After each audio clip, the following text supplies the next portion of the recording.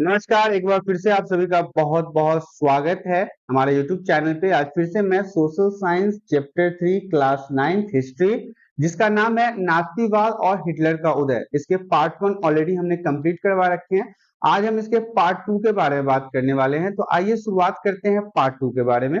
Part 2 शुरुआत करने से पहले मैं आपको पार्ट 2 में दिए गए जानकारी के बारे में थोड़ी सी जानकारी दे देता हूँ।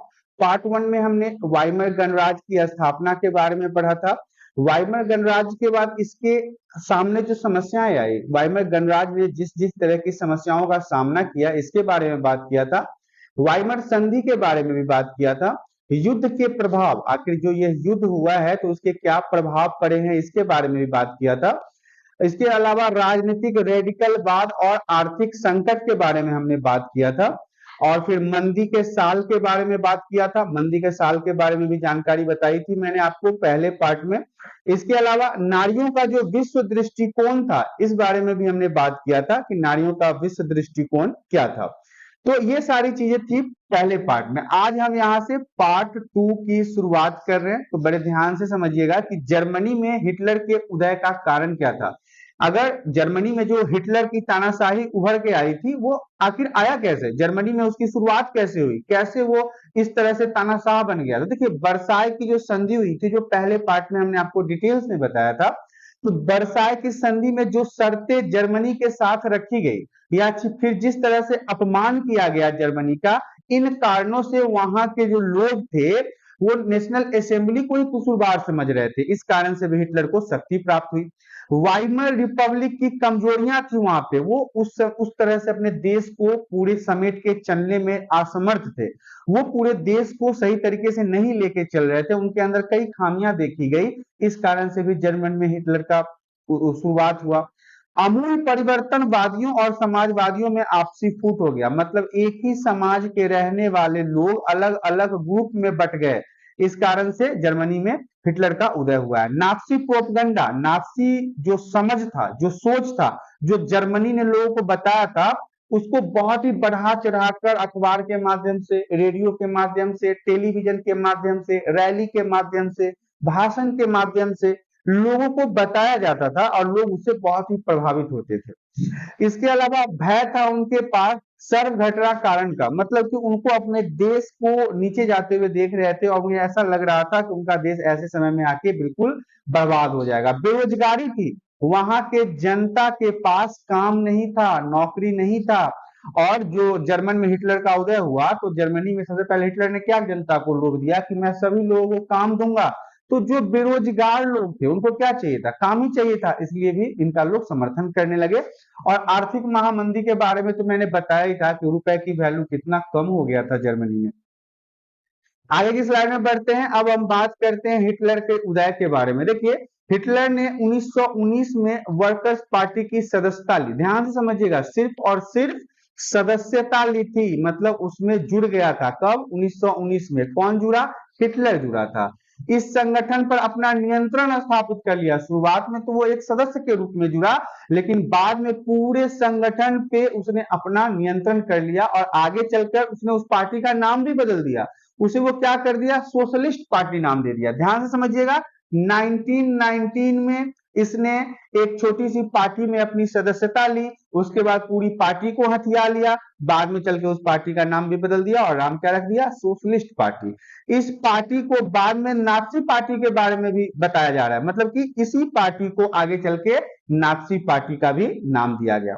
महामंदी के दौरान क्या था, जब जर्मन अर्थव्यवस्था जर्जर हो चुकी थी, मतलब बिल्कुल खराब, गिर चुकी थी, काम धंधे नहीं थे, बेरोजगारी थी, दिन प्रतिदिन महंगाई बढ़ रहे थे, रोजमर्रा के जीवन में होने वाले ब्रेड दूध की कीमतें आसमान छू रही थी और काम धंधे बंद हो रहे थे, तो मजदूर इसमें क्या होगा? बेरोजगार होगा। जनता जो थी वहां पे लाचारी, भूखमरी में जी रही थी। नाजियों ने प्रोपगंडा के द्वारा एक बेहतर भविष्य का उम्मीद दिखाया लोगों को कि नौकरी दूंगा, देश को उन्नत करूंगा, देश को कामयाब बनाऊंगा, चीजों के दाम को घटाऊंगा। तो ये सारी चीजें जो है वो नाजी आंदोलन को क्या किया? चमका दिया, मतलब लोगों की नजर में ला दिया। इसके बाद चुनावों में 32% वोट से हिटलर क्या हो गया, जर्मन का चांसलर बन गया। जैसे हमारे यहाँ मुख्यमंत्री होते हैं ना भारत में, वैसे ही जर्मन में मुख्यमंत्री नहीं होके चांसलर होते हैं। तो जर्मन में चांसलर की वैल्यू बहुत ज्यादा होती है। तो 32% वोट पाकर वो क्या बन गया, वहां का चांसलर बन गया। इस तरह से हिटलर का उदय हुआ है। हिटलर की राजनीतिक शैली के बारे में तो देखिए, वह लोगों को गोली बंद करने के लिए आबंडर और प्रदर्शन करने में विश्वास रखता था। अधिक से अधिक रैली, अधिक से अधिक भाषण देना जिससे लोग उसके बातों को ध्यान से सुने। वह लोगों का भारी समर्थन दर्शाने और लोगों का परस्पर एकता की भावना पैदा करने के लिए बड़ी बड़ी रैलियां करता था, बड़ी बड़ी सभाएं लगाता था, बड़े ज्यादातर लोगों को इकट्ठा करता था और अपनी बातें उन्हें सुनाता था। और देखिए, स्वास्तिक छपे लाल झंडे, मतलब हमारे यहाँ जो स्वास्तिक है, स्वास्तिक का जो निशान है, उसमें जो लाल झंडे को नात्सी सैल्यूट का प्रयोग करते थे, वो भी अपना जो सिंबल है वो नात्सी झंडे को ही रखा था। और भाषण के बाद उसका एक खास तालियों का अंदाज था, मतलब एक अलग ही तरह से तालियां वगैरह बजाया जाता था जिससे लोगों के अंदर ना जोश जग जाता था।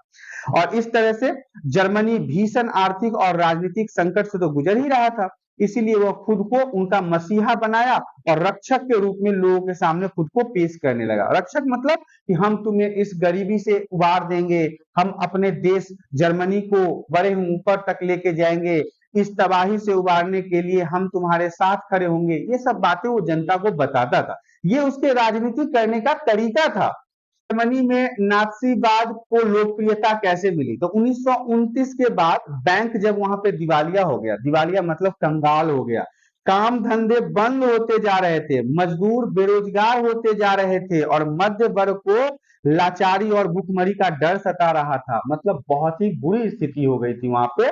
तो यहाँ पे नात्सी प्रोपगंडा में लोगों को एक बेहतर भविष्य की उम्मीद दिखाई देती थी। जिस तरह से हिटलर भाषण देता था या लोगों को बताता था कि नौकरी दूंगा, ऐसे अच्छा उन्नत भविष्य कर दूंगा, हॉस्पिटल खोल दूंगा, तो ऐसे में लोगों को लगता था कि यह नेता कुछ कर सकता है, इसलिए वहां पे उसको लोकप्रियता मिलने लगी।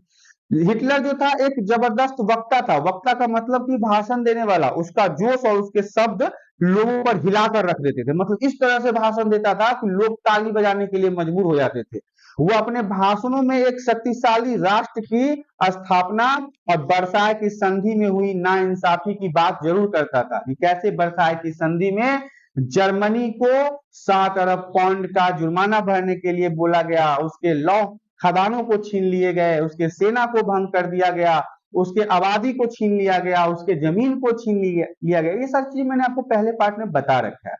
उसने वादा किया कि बेरोजगारों को मैं रोजगार दूंगा, नौकरी दूंगा, नौजवानों को एक सुरक्षित भविष्य दूंगा। उसने आश्वासन दिया कि देश को दूसरे के प्रभाव में, अर्थात जर्मनी जो फ्रांस वगैरह के प्रभाव में था, उससे उसको मुक्ति दिलाएगा, उनको मुंहतोड़ जवाब देगा। तो लोगों को क्या चाहिए, लोगों ने कहा यार ये तो मसीहा है। बस इसी बात का फायदा हिटलर ने उठाया और उसकी लोकप्रियता वहां पे बढ़ गई।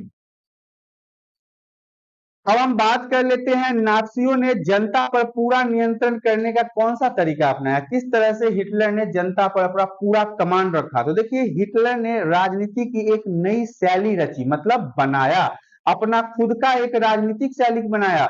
उसने लोगों को गोल बंद करने के लिए आबंडर और प्रदर्शन की अहमियत समझता था। मतलब लोगों को अपने फेवर में लाने के लिए, अपने में शामिल करने के लिए अधिक से अधिक भाषण देना, प्रदर्शन करना, बोलचाल कर बढ़ा चढ़ाकर बोलना, हिटलर के प्रति भारी समर्थन दर्शाने के लिए लोगों में परस्पर एकता का भाव पैदा करना। मतलब कि हिटलर के पास बहुत सारी जनता की शक्ति है, इसलिए वो क्या करता था, रैलियां करता था, जनता की सभाएं करता था, मतलब लोगों के साथ बैठकर उनकी दुख सुख को सुनता था। और इसके अलावा मैंने आपको बता दिया है कि स्वास्तिक से छपे लाल झंडे ही वो अपने सिंबल में रखा था। तालियों के एक अजीब अलग तरह का गड़गड़ाहट था। तो ये प्रचार करने से यह क्या हुआ, एक मसीहा रक्षक के रूप में यहाँ पे बन के उभरा है। वह अपने बातों से दूसरे लोगों को गर्व महसूस करवाता था और अपने दुश्मनों का मतलब घमंड तोड़ने की बात करता था, उनके घमंड को चकनाचूर करने की बात करता था, जिससे वहां के लोग इसको अपना मसीहा समझने लगे और इस तरह से उसने उन पर नियंत्रण करना शुरू कर दिया। अब हम बात कर लेते हैं लोकतंत्र का ध्वंस कब हुआ, मतलब जनता के द्वारा चल रहा शासन सत्ता जो है वो किस प्रकार वहां पे ध्वंस हो गया। 30 जनवरी 1933 को राष्ट्रपति हिडेनबर्ग ने हिटलर को चांसलर का पदभार संभालने का न्योता दिया। मतलब हिटलर को बोला कि आप चांसलर बनिए, यह मंत्रिमंडल में सबसे शक्तिशाली पद होता है वहां के लिए। सत्ता हासिल करने के बाद हिटलर ने लोकतांत्रिक शासन की संरचना और संस्थाओं को भंग करना शुरू किया। जैसे ही इसे वहां का चांसलर बना दिया गया, उसके बाद उसने वहां के सत्ता को बदलना शुरू कर दिया, अपने हिसाब से बनाना शुरू कर दिया। और फिर क्या हुआ, फरवरी महीने में जर्मन संसद संसद जो होता है भवन में हुए रहस्यमय अग्निकांड में उनका रास्ता और आसान हो गया। वहां पे आग लग गया था जर्मन के संसद भवन में, एक अजीब ही तरह से अचानक से आग लग गया, जिससे हिटलर का रास्ता और साफ हो गया और उसने कट्टर शत्रु कम्युनिस्टों पर निशाना साधा और ज्यादातर कम्युनिस्टों को रातों रात मतलब कि कंस्ट्रक्शन कैंपों में बंद कर दिया। मतलब कि उन्होंने जेल में तरह समझिए, जेल में उनको बंद कर दिया गया। मार्च 1933 की बात है कि विशेष प्रसिद्ध जो मतलब कि प्रसिद्ध विशेषाधिकार अधिनियम के माध्यम से यहाँ पे पारित किया गया और ज्यादातर शक्तियां जो है वो हिटलर के हाथ में आ गया। इसके बाद वह तानाशाह स्थापित हो गया, मतलब खुद को ही तानाशाह बना दिया। नाजी पार्टी और उससे जुड़े जितने भी संगठन के थे उनको तो रखा गया और इसके अलावा जिसे पसंद नहीं करता था हिटलर, उन सभी पार्टियों को पाबंदी लगा दिया गया, बैन कर दिया गया, बंद कर दिया गया, उनके नेताओं को जेल में डाल दिया गया और कहा गया कि किसी को बिना कानून की कार्रवाई किए ही देश से निकाला जा सकता है। अगर हिटलर ने कह दिया देश से निकाल दो, मतलब देश से निकाल दो, कोई कानून की आवश्यकता नहीं है। गिरफ्तार करना होगा तो गिरफ्तार किया जा सकता है। अब देखिए हम द्वितीय विश्व युद्ध के अंत के बारे में पढ़ेंगे, जब द्वितीय विश्व युद्ध में अमेरिका कूदा। पहले अमेरिका नहीं था द्वितीय विश्व युद्ध में, मतलब सेकेंड वर्ल्ड वॉर में अमेरिका पहले नहीं था, क्योंकि अमेरिका के कूदने के बाद धूरी राष्ट्रों को घुटने टेकने पड़े, क्योंकि अमेरिका आज से नहीं बहुत पहले से शक्तिशाली देश है। और इसके साथ ही हिटलर की भी पराजय हो गई। जब अमेरिका कूदा तो हिटलर की पराजय हो गई, लेकिन अमेरिका के कूदते ही क्या हुआ, जापान में दो बहुत बड़े शहर थे, जैसे भारत के दिल्ली और मुंबई है ना, वैसे ही जापान में हिरोशिमा और नागासाकी दो बड़े बड़े शहर थे। ये नंबर 1 है और ये नंबर 2 है। इस पे अमेरिका ने बम ही गिरा दिया और परमाणु बम गिरा दिया। आज तक वहां के बच्चे जो हैं वो लंगड़े लूले आने काने पैदा होते हैं। और जैसे उसने बम गिराया इस प्रकार से सब डर गए और द्वितीय विश्व युद्ध यहाँ पे अंत हो गया, समाप्त हो गया। अब हम बात कर लेते हैं नाज़ी जर्मनी में युवाओं की स्थिति। जर्मनी में नाज़ी राज में युवाओं की क्या स्थिति थी, तो जर्मन और यहूदियों को एक साथ नहीं बैठने दिया जाता था। जो जर्मनी के मूल निवासी थे और जो यहूदी थे उनको एक साथ नहीं बैठाया जाता था, उनके बीच में भेदभाव किया जाता था। जिप्सियों शारीरिक रूप से असक्षम और यहूदियों का स्कूल से निकाल दिया जाता था। इन सभी को स्कूल से ही निकाल दिया जाता, मतलब जो जिप्सी समुदाय के थे या फिर जो विकलांग होते थे या फिर जो यहूदी समुदाय के थे उन्हें स्कूल से निकाल दिया जाता था। स्कूली पाठ्य पुस्तक को फिर से लिखा गया, जितने भी किताबें थी वो जर्मनी में हिटलर ने फिर से छपाया वापस दोबारा, और उसमें नस्लीय भेदभाव को बढ़ावा दिया गया, जाति को बढ़ावा दिया गया, छुआछूत को बढ़ावा दिया गया। 10 साल की उम्र के बच्चों को युंग फोक में दाखिल करा दिया जाता था। देखिए युंग फोक एक युवा संगठन था, मतलब बच्चों का कहिए जवानों का एक संगठन था जिसमें उनको लड़ने की कला सिखाई जाती थी। और 14 साल की उम्र में सभी लड़कों को हिटलर यूथ की सदस्यता अनिवार्य कर दिया गया था, मतलब हिटलर का जो अपना ग्रुप था उसकी सदस्यता लेना भी अनिवार्य था। तो ये था युवाओं की स्थिति। अब हम बात कर लेते हैं इस समय महिलाओं की क्या स्थिति थी। ये बीबीआई रहेगा, बीबीआई है वेरी वेरी इंपॉर्टेंट, अक्सर एग्जाम में पूछा जाता है। लड़कियों को अच्छी मां और शुद्ध रक्त वाले बच्चे को जन्म देना उनका प्रथम कर्तव्य माना जाता था। मतलब हिटलर ने कह दिया कि जो भी लड़की है या जो भी मां है वो सिर्फ और सिर्फ मतलब अच्छे बच्चे को जन्म दे। अगर वो लुल्ले लंगड़े आने काने बच्चे को जन्म देगी तो उसको सजा मिलेगा। नस्ल की शुद्धता बनाए रखना, यहूदियों से दूर रहना और बच्चों को नाज़ी मूल मान्यताओं की शिक्षा देना दायित्व उन्हें सौंपा गया। किसे? महिलाओं को। महिलाओं को बताया जाता था कि यहूदियों के बच्चे से अपने बच्चों को दूर रखें, उन्हें नाज़ी के मतलब हिटलर के जीवन के बारे में, हिटलर के गाथाओं के बारे में शिक्षा दें। 1933 में हिटलर ने कहा मेरे राज्य में सबसे महत्वपूर्ण नागरिक मां है। हिटलर ने खुद कहा था कि मेरे राज्य के लिए सबसे कोई महत्वपूर्ण है तो वो मां है। क्यों? क्योंकि वो बच्चे पैदा करती है जिससे हमारे हिटलर के सेना में बढ़ोतरी होती है।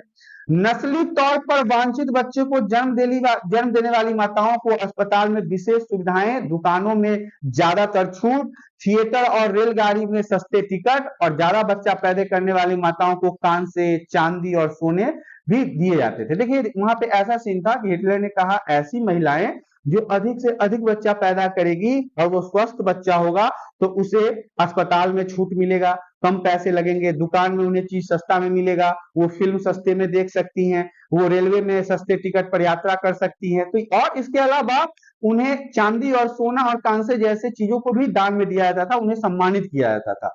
लेकिन यदि कोई महिला अवांछित बच्चे को जन्म देती थी तो उसे दंडित किया जाता था। आचार संहिता अर्थात वहां पे नियम बनाया गया था कि कोई भी महिला यदि लुल्ले लंगड़े आने काने या किसी सही बच्चे को जन्म नहीं देगी तो उसे गंजा कर दिया जाता था। गंजा करके मुंह पर कालिख पोत दिया जाता था उस माताओं को और पूरे समाज में उसे घुमाया जाता था। तो ये सारी चीजें थी महिलाओं की स्थिति हिटलर के समय में। सोशल साइंस सामाजिक विज्ञान अध्याय 3 और चैप्टर का नाम था नास्तिकवाद और हिटलर का उदय, क्लास 9। यहाँ पे समाप्त हो जाता है। आज हमारे पार्ट 2 की भी समाप्ति हो गई। तो आशा करता हूँ कि वीडियो में दी गई जानकारी आप सभी को पसंद आया होगा। जानकारी पसंद आया तो वीडियो को लाइक करें, चैनल पे पहली बार आए तो चैनल को सब्सक्राइब करें ताकि इसी प्रकार का एजुकेशनल वीडियो आपको हमेशा प्राप्त होती रहे। आज के लिए इतना ही, धन्यवाद।